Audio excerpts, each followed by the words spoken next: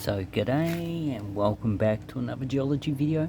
So my name is Glenn and today we're looking at some samples of rock material that I got around Geelong. So this material, I did make a mistake on the actual formation before. I said it was the Moorabool Viaduct sand. Obviously it's not. It's Batesford Limestone and a train. Okay, so the Moorabool Viaduct doesn't exist anymore, it's just part of the Sandringham Formation. And this is the Batesford Limestone, although it looks like a sandstone or calcareous limestone. So we're just going to have a look at a few fragments that I have, and we'll have just a basic introduction to this formation. Okay, so I've got a large piece there. And I have a lot of different pieces of the actual formation. A lot of it, so this has been eroding for quite a lot of time. So for this formation, we need some information before we go. So it's a soft calcareous sand sized fragment. That's what we are seeing here. So when it's fresh, it's white. So if you get a whiter material, it's more of a fresher outcrop. When it gets weathered, it turns a yellow colour that we can see here, and it consists of two actual types of material. So the first one is the ones that we're seeing. The second one that we're seeing is an actual limestone. And these are closely packed foraminifera tests. So in this video, we're probably not going to be able to actually see it. So these are all been squashed and crunched together. And it has carbonate cementation. So it's actually quite hard. Yeah, my nails unable to actually scratch it. And here we have a larger fragment. So this is from another place, but I think it's looks pretty much the same type of deposit. It's definitely a limestone, but obviously there are no large macrofossils. It's all would be small foraminifera tests, and they're starting to crumble. So it's pretty unstable in taken out of its formation. Okay, so it's part of the Torquay group. So you've got the Batesford Limestone, Shonchuck Marl, which has a lot of fossils. So they do find a lot of porpoises, sharks. And then you've got the Point Addis Limestone, which I don't know that much about. So stratigraphy, so you've got the Batesford Limestone here, and on top of it at different places you've got the Jelly Brown Marl, which is good fossil bearing location. The mould basalt, which obviously is just a basalt. Fyanza formation, that's like a clay, a lot of it.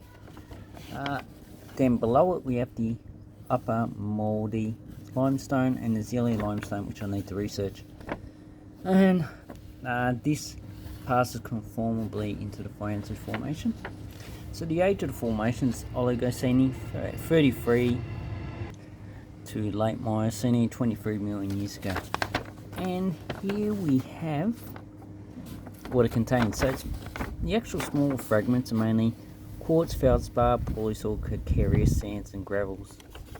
I don't see too much gravels in this material.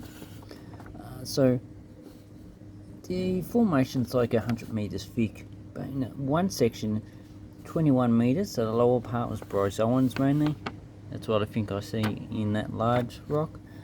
And the top part is like smaller foraminifera, I think they're foraminifera, or a type of algae, with a clay as a sedimentation. So that's basically it. And the fossils you're going to find bryozoans, echinoid, paleopods, and foraminifera. You probably can find, something like sharks and stuff, shark teeth, vertebrate fossils, which are always pretty scarce. So let's have a look at this. So obviously you look at it and you can see that it's made out of broken up shells, but a lot of it is pretty indistinguishable. And I cannot make anything out of that, except that it's just a beach environment. So here we have another one. This might be an internal cask of a bivalve, but the poor nature of it makes it a bit hard to actually tell. Okay, then let's see. And also we can see some quartz and some feldspars as well as calcareous.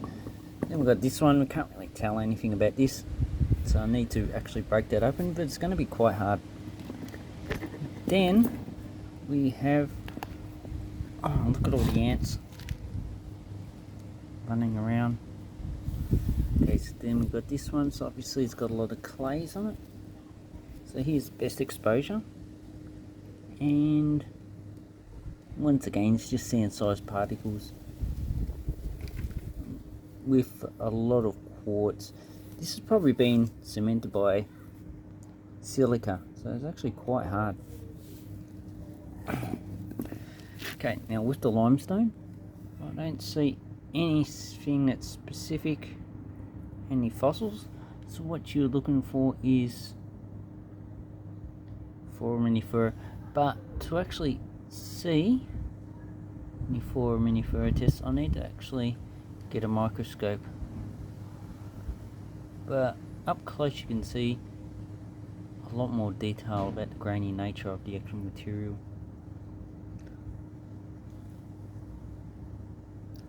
So that's something very interesting. That's definitely going to be a calcium carbonate. But the actual best rock that I have is also the largest. So what we have here, we have a lot of so this is a burrow infilled with broken bits of calcium carbonate, and surrounding it we have a lot of, looks like bryozoan, broken up bits of bryozoan, so actually very common.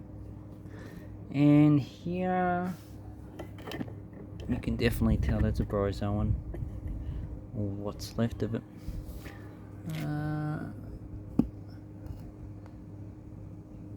Most of it's just smaller broken up pieces of material.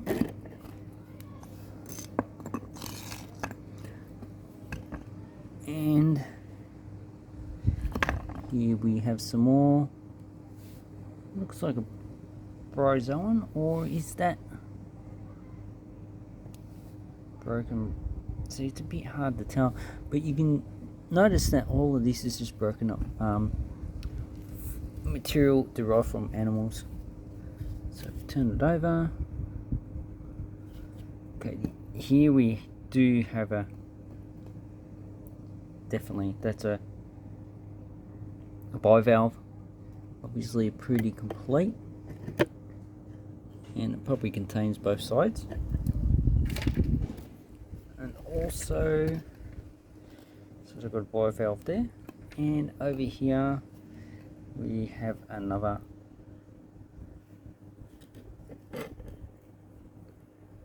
I'm not too sure what that is. That could also be another bivalve, or just a young brachiopod.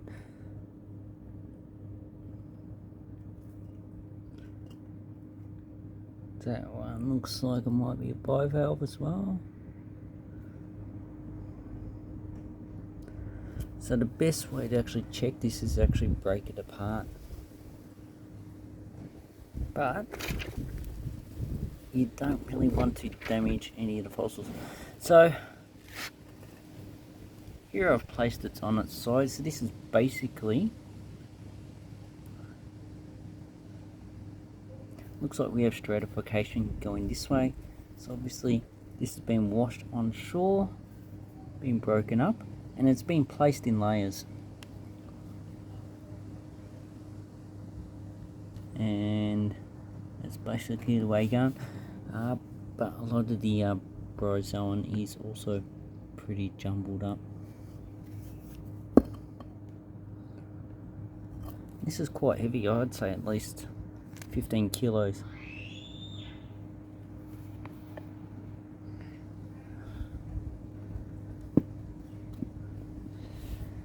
Okay, so the depositional environment of this, would be like a nearshore environment, beach sand.